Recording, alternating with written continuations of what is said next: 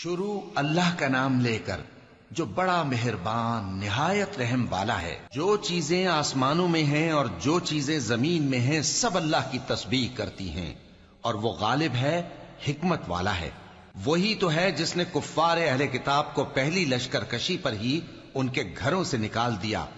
مسلمانوں، تمہارے خیال میں بھی نہ تھا کہ وہ نکل جائیں گے، اور وہ لوگ یہ سمجھے ہوئے تھے کہ ان کے قلعے ان کو اللہ کے عذاب سے بچا لیں گے، مگر اللہ نے ان کو وہاں سے آ لیا جہاں سے ان کو گمان بھی نہ تھا، اور اس نے ان کے دلوں میں دہشت ڈال دی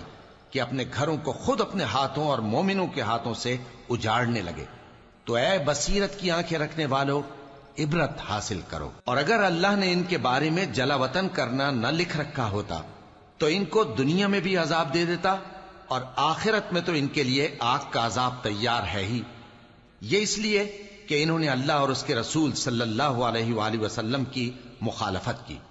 اور جو شخص اللہ کی مخالفت کرے تو اللہ اسے سخت عذاب دینے والا ہے۔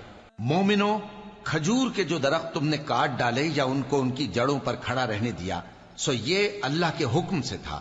اور اس سے مقصود یہ تھا کہ وہ نافرمانوں کو رسوا کرے۔ اور اے مسلمانوں، جو مال اللہ نے اپنے پیغمبر کو ان لوگوں سے جنگ کے بغیر دلوایا ہے اس میں تمہارا کچھ حق نہیں، کیونکہ اس کے لیے نہ تم نے گھوڑے دوڑائے نہ اونٹ، لیکن اللہ اپنے پیغمبروں کو جن پر چاہتا ہے غالب کر دیتا ہے،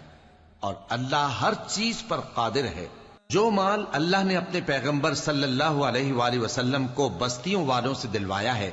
وہ اللہ کے اور پیغمبر کے قرابت والوں کے اور یتیموں کے اور حاجت مندوں کے اور مسافروں کے لیے ہے، تاکہ جو لوگ تم میں دولت مند ہیں انہی کے ہاتھوں میں نہ گردش کرتا رہے،